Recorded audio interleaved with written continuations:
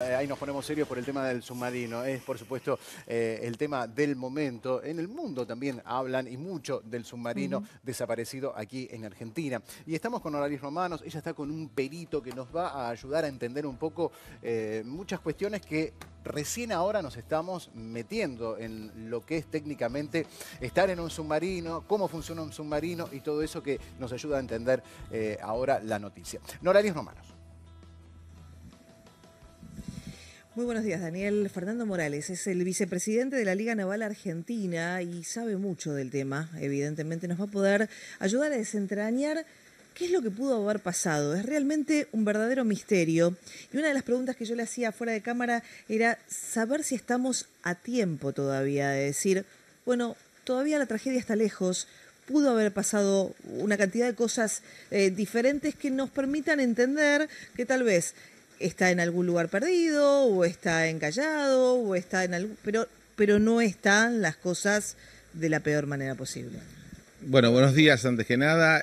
Sí, yo te diría que si ocurrió una desgracia, si ocurrió una explosión, si el buque se partió, si ocurrió una desgracia y ya ocurrió, no lo sabemos. Pero si no ocurrió esa desgracia, si simplemente estamos con un problema comunicacional, con un problema de propulsión, estamos en términos razonables de pensar que la tripulación no está en peligro si no pasó nada de lo que yo te dije antes. Entonces, hace un rato, vamos a poner esta charla en dos planos, ¿no? Es decir, ustedes me consultan a mí como una persona, como tantas otras, que conoce porque hace 30 años que estamos en este medio. La Armada tiene un vocero oficial, que a su vez, no, pero yo quiero rescatar que a su vez tienen la suerte de que el vocero oficial de la Armada sea un submarinista. Entonces, he estado hablando con él, sabe detalles, claro, nos ha contado de manera... Bueno, hace un rato el capitán Balbi explicó, muy bien, obviamente con mucho conocimiento, que además del oxígeno que el submarino renueva, el aire que renueva cuando emerge a profundidad de snorkel, tiene una batería de botellones de oxígeno medicinal que contribuyen cuando no puede emerger a mantener la calidad del aire. El aire que respiramos está compuesto por oxígeno, nitrógeno, gases raros, y exhalamos anhídrido carbónico. Tiene un sistema que permite reabsorber ese anhídrido carbónico, inyectar aire, y eso, y ahí lo cito taxativamente a él porque él estuvo a bordo del submarino mucho tiempo, da más o menos 7 días, 8 días, depende de la cantidad de gente. No es lo mismo que estén haciendo un esfuerzo físico para controlar una avería que estén en reposo. El barco tenía que llegar en condiciones normales entre hoy y mañana a la base naval. Eso nos permite suponer que los víveres no son un problema, porque estaba previsto y normalmente de la fecha que está prevista para que el buque arribe hay un margen de seguridad bastante importante, entonces por ese lado estamos tranquilos. Y el agua, si bien hay existencia de agua, también el submarino tiene la posibilidad de generar agua a partir de un desalinizador. Vamos a suponer que si no tienen energía, ese aparato no funciona, pero tienen reservas como para todavía no estar. De última se racionará el agua y se bañarán menos, y o sea, se tomarán algunas medidas. Muy bien. Acá lo importante es que está complicado el tema del rescate, sencillamente por las condiciones climáticas. Entonces yo acá les quiero imponer de una cosa que tenemos que tener en cuenta. Hay un montón de medios sometidos a la búsqueda de este submarino, aéreos y navales. Cada capitán de cada barco, cada comandante de cada avión, tiene, además de la responsabilidad de encontrar el submarino, la responsabilidad de cuidar su propio buque. Si nosotros tenemos que buscar un submarino, y no podemos ir a toda máquina, pero cuando el mar está en condiciones bravas, es mejor, cuanto más máquina tenés, más dominio tenés del barco, que le tiene que ganar al mar. Si la corriente te indica, vos no te podés atravesar, lo último que podés hacer en un barco es atravesarte la corriente porque te da vuelta como si fueras un canelón, te va haciendo girar. Vos le tenés que poner la proa al temporal, pero a veces poner la proa al temporal implica alejarte del área que tenés que buscar. Entonces, tenemos que pensar que estamos en un medio dinámico porque es hídrico, es agua. Yo recién le decía a unos colegas que me estaban consultando que cuando choca un colectivo o se descarrila un tren, queda muerto ahí, en el lugar. Ahí, de ahí los rescates van a ir ahí. El mar hace que el submarino está acá, está allá, y los que lo están buscando tienen que lidiar contra mantener su estabilidad también. Les voy a pedir, Daniel, Romina, les voy a poner auricular, Sí, cómo no. si me permite, como para que los pueda escuchar. Y quiero preguntarle, quiero trasladarle esta pregunta, porque se hablaba de la autonomía de 90 días. ¿Cuáles son los factores que hacen que un buque, que un navío, que un submarino tenga esta cantidad de días de autonomía? Usted me hablaba del alimento, me hablaba del oxígeno. Bueno, ¿Qué otros elementos? en cualquier embarcación, desde un crucero de lujo, un velero, un buque de guerra, la autonomía va a estar dada por la capacidad de almacenar agua, la capacidad de almacenar alimentos y la capacidad de llevar combustible. En un submarino se agrega la cuarta, que es la posibilidad de mantener una atmósfera respirable. Cuando se habla de 90 días, ¿qué quiere decir esto? Quiere decir que el submarino puede navegar en inmersión una X cantidad de días, de horas o de días. ¿De qué va a depender la cantidad? De las condiciones del mar y de la velocidad a la que va. Cuando nosotros con el auto vamos a 150, gastamos más nafta que cuando vamos a 90. Muy bien. Cada X cantidad de días, de acuerdo a esas condiciones que son variables, el submarino debe emerger, no necesariamente totalmente, sino debe hacer que los conductos que llevan aire para los motores y para la tripulación y permiten evacuar los gases de escape y permiten descubrir la antena de comunicaciones, eso aflore del agua, entonces el submarino enciende sus motores, diésel, conecta sus motores eléctricos y carga con sus alternadores, carga las baterías. Cuando eso termina, se vuelve a la inmersión y vuelve a usar las baterías, como cuando recargamos el celular. Muy bien. Para hacer esa maniobra, que es repetida, lleva una capacidad de combustible que hace que la pueda hacer aproximadamente durante 90 días. Si le tocan 90 días de condiciones muy adversas, se va a achicar. Y si son de condiciones favorables, se va a extender. Ahora, no quiere decir que pueda estar 90 días en inmersión sin salir. Eso no. Eso es mucho, el tiempo ese es mucho menor. Fernando. Daniel, Romina, los está escuchando el perito naval. Sí, Sí, escucho. Gracias, realmente muy didáctico, además lo explicas muy bien. Para nosotros es todo nuevo, obviamente, todo lo que tiene que ver con... De hecho, no sabíamos que había una especialización para llegar a ser submarinista, no es fácil llegar a hacerlo. Si entendimos bien entonces, el agua y los víveres no son un problema, pero sí el oxígeno es el gran problema cuando va pasando el tiempo. Los vuelvo a remitir a lo que reiteradamente está diciendo la Armada en boca del vocero de la Armada, que, como dije antes, es submarinista. Podemos calcular, y acá soy un retransmisor de lo que le acabo de escuchar decir a él, que 7 días sería una situación totalmente manejable. Y estamos en 5, no estamos en 7.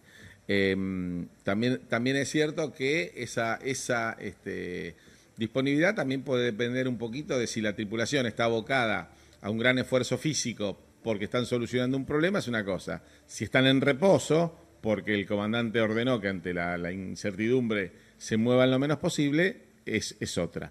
Y te apunto algo que vos dijiste así al pasar. Nadie egresa de una escuela de formación de la Armada como submarinista. De la escuela naval se sale oficial de la Armada, de la escuela de suboficiales se sale suboficial de la Armada, pero después el que quiere ser submarinista tiene que pasar un control médico, un control psicológico especial y cursar la escuela de submarinos, que es toda una especialidad de posgrado. Es decir, no estamos hablando de 44 turistas o 44 pasajeros. Estamos hablando de 44 personas entrenadas para estar bajo el agua. Tan entrenadas están bajo el agua que la queja, cuando se hacen así planteos internos, no hablamos de planteos militares, cuando se quejan de la falta de presupuesto, una de las cosas que te dice un submarinista es: este año navegué muy poco. Esa gente le gusta estar ahí donde está. Fernando, si el submarino estuviese a la deriva, que por las corrientes marinas usted recién dijo que puede moverse, ¿cuánto se pudo haber movido? Porque claro, prácticamente están rastrillando por aire y lo hicieron en un 80% de la base, digamos, del lugar, de la zona. Pero ¿cuánto se pudo haber movido?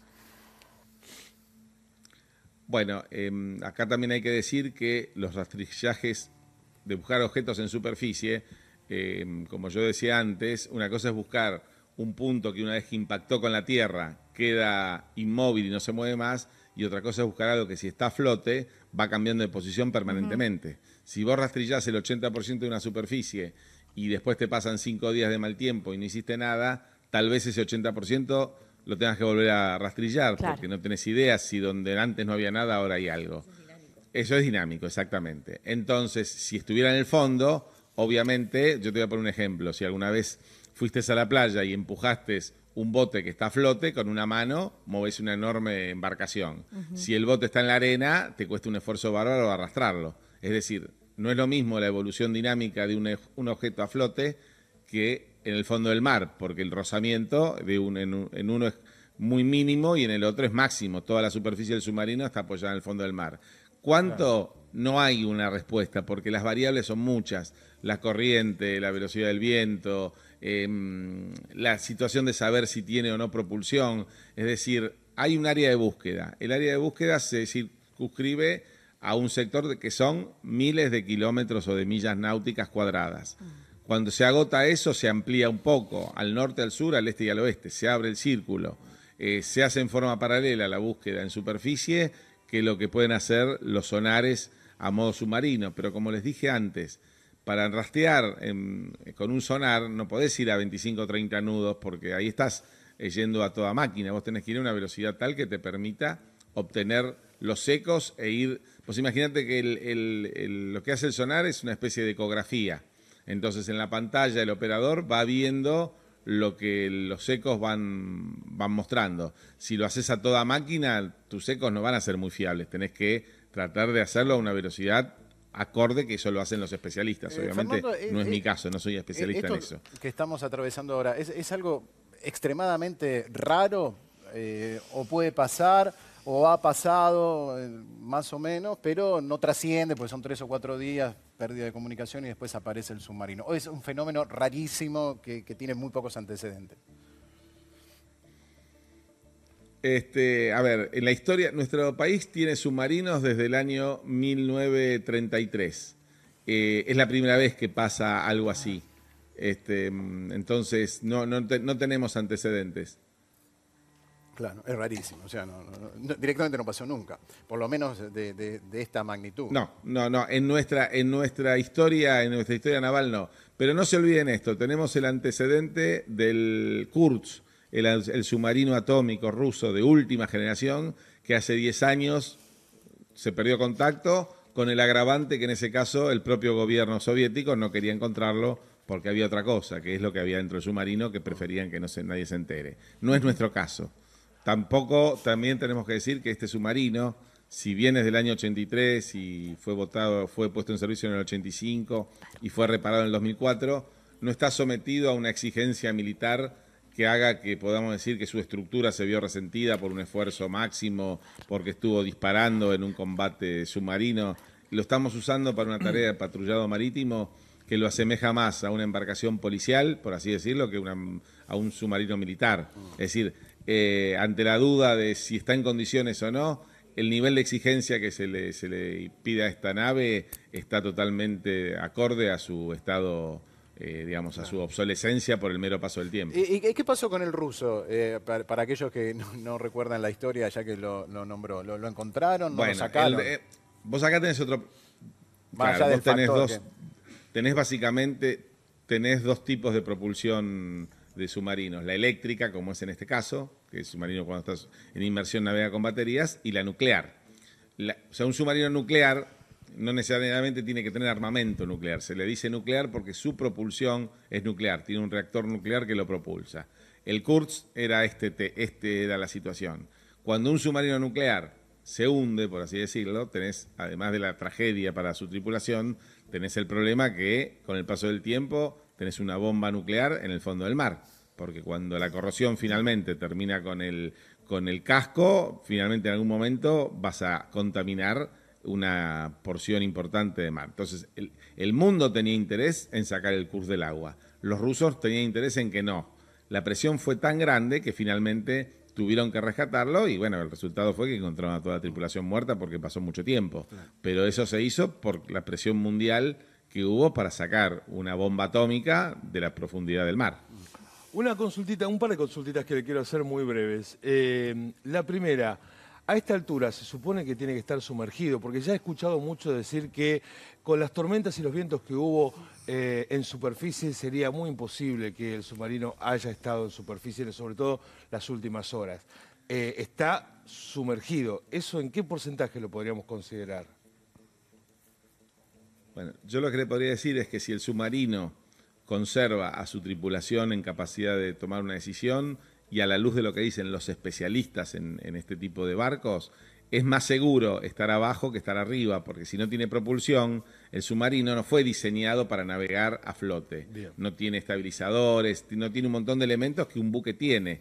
Es una superficie más bien esférica. Los buques tanto mercantes como militares tienen lo que se llama una quilla, que hace que el buque tenga más estabilidad en el casco. Y tienen además estabilizadores laterales. El submarino no tiene esto porque está diseñado para navegar como un pez, como una ballena, claro. como la forma que tiene. Claro. Entonces, si el comandante o algún tripulante estuviera en posibilidad de decidir dónde va a pasar mejor este tiempo de emergencia, si es que no tiene máquina, no tiene propulsión, todo indicaría que es mejor que esté abajo que esté arriba.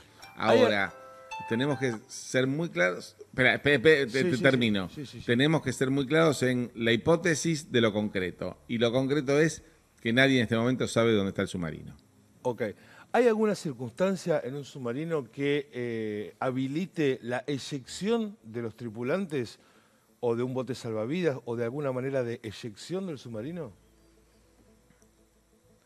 Yo te diría que si bien obviamente hay elementos que permiten el abandono del barco, pensar que una persona puede salir del submarino a 200 metros de profundidad es imposible porque físicamente no es tolerable. Los buzos más expertos con equipo de buceo experto pueden descender a una superficie de no más de 100 metros. Okay. Después se producen algunos problemas con el burbujeo en la sangre y problemas pulmonares que te llevan a la muerte en cuestión de un par de minutos. Así que imposible pensar. Sí, lo que se puede hacer, de hecho se está previendo, es el rescate submarino de los tripulantes, para lo cual en este momento hay tres medios disponibles. Un submarino americano que ha venido, que se está armando porque vino en avión, una campana hiperbárica, una campana de rescate que llegado el caso que se lo encuentre, se baja mecánicamente con cables de acero como si fuera un ascensor, se adosa a la superficie del submarino, permite abrir la escotilla y ahí se saca al personal, pero no se los ponen en contacto con la presión del mar, obviamente. Y lo otro es un barco mercante, el Scandi Patagonia, que es un barco que habitualmente opera en nuestras aguas al servicio de la empresa Total, la empresa marítima, que trabaja en plataformas de extracción petrolera, que está dotado de elementos que también permite, hasta ciertas profundidades, hacer maniobras de asistencia submarina. Esos Fernando, tres elementos están disponibles ya hoy para el rescate del submarino, mejor dicho, no del submarino, de la tripulación del submarino. Está bueno esto que decís Sí, en ese caso estaríamos hablando de que si el submarino es abandonado, estamos hablando de un abandono del submarino en condiciones de seguridad para la tripulación, pero no que salgan por una puerta y salgan nadando, no, eso es imposible. Imposible. Todo este dispositivo que estabas enumerando, que por supuesto habla muy bien de la buena voluntad y la solidaridad de estos países que están participando, que son 7, ¿eso significa que en Argentina no hay tecnología para una emergencia así? Bueno, de hecho nunca pasó. Tal vez no hay porque es algo que uno no piensa que va a pasar, o por ahí no hay presupuesto para algo que no pasa nunca. ¿Por qué tiene que venir ayuda desde el exterior? Bueno, vos mismo lo has dicho, una potencia naval como es Estados Unidos. Imagínate que en un portaaviones de los Estados Unidos hay más oficiales que en toda la Armada Argentina junta. Esto te da una proporción de la escala que estamos hablando. La Armada de los Estados Unidos es una armada de ataque, es una armada que va a extramuros, que libra combates navales o aeronavales o terrestres en cualquier parte del mundo. Nuestra armada no está en esa posición y hoy por hoy tenemos una armada muy reducida que apenas si alcanza a resguardar el patrimonio, y te diría que hasta por ahí no más, porque con la armada y la prefectura juntas aún no tenemos la suficiente cantidad de naves que nuestra riqueza y nuestro litoral marítimo ameritan. Esto da para otra discusión. El país en algún momento se va a tener que plantear si realmente queremos seguir teniendo fuerzas armadas o no las queremos. Mi opinión personal es que las necesitamos porque todos nuestros vecinos las tienen y es la mejor forma de mantener un equilibrio, que todos estemos en esa condición, pero es una discusión de otro tenor.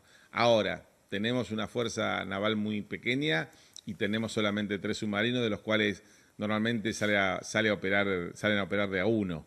Entonces, esta tecnología para nuestro presupuesto en este momento está muy lejana.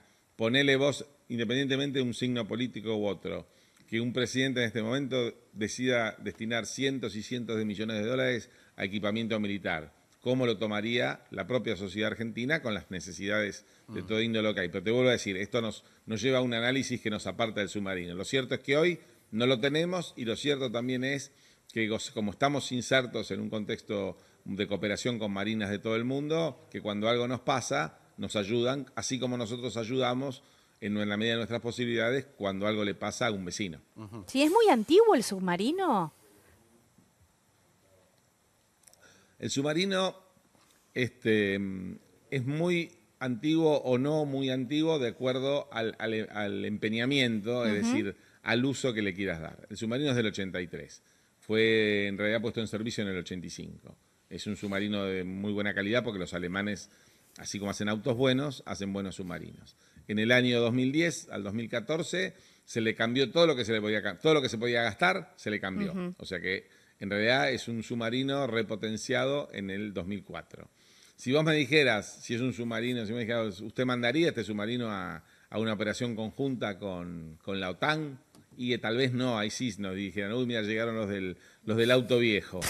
Ahora, para hacerte una analogía con un auto, si vos tenés, voy a decir un nombre que total no existe más, si vos tenés un Torino y lo tenés bien cuidado, te voy a decir un término muy poco académico, lo tenés pipí cucú y lo usás para ir a pasear con tu mujer o tu marido, lo que sea, los fines de semana, es una cosa. Si querés correr un rally, es otra. Este submarino está siendo utilizado en tareas que le impiden un escaso esfuerzo estructural. Okay. No sale a correr ni a torpedearse con otro buque. Sale a controlar pesqueros ilegales. Como hace, espía porque está abajo del agua y tiene la capacidad de detectar, de ver sin ser visto. Entonces, cuando ve un pesquero chino, ruso, japonés o de muchos otros países los que ahora nos están ayudando, pero que algunas veces vienen y nos quieren robar nuestros pececitos, digo pececitos porque pescaditos es después que los pescan, sino antes son peces, el submarino lo que hace es le avisa a una unidad de superficie, che, mira, en latitud tal, longitud tal, tenés un pesquero pescando. Y entonces la unidad de superficie se acerca y cuando el pesquero normalmente nos ve, salen corriendo, salen de las 200 millas y ahí ya no podemos hacer más nada. Es un medio más que tiene la Argentina para controlar su riqueza ictícola, que es una de las más importantes del mundo, en 2.800.000 kilómetros cuadrados de plataforma continental que tenemos y que es patrimonio económico de este país. Claro, y para eso le sobra, está clarito. O sea, para eso está muy bien la antigüedad y el mantenimiento. Bueno, la verdad, te agradecemos, Fernando, por la claridad. La verdad es un placer escucharte, es un tema... Y el Torino es un fierro, Dani. Ya con Me están escribiendo los de los amigos del Torino. Con esa analogía ya quedó claro. Es muy claro explicando. Fue discúlpame, ¿sabes por qué lo dije? Sí. Porque fue mi primer auto y me hizo la felicidad que yo tuve con ese auto. Entonces me permití nombrarlo porque no está en el mercado ahora. Exactamente. Está muy bien. Bueno, muchas gracias, Fernando, muy claro. Y ojalá tengamos muy buenas noticias en breve, lo antes posible. Noralis, nos despedimos desde allí. Gracias. Muchísimas gracias. Gracias. Gracias.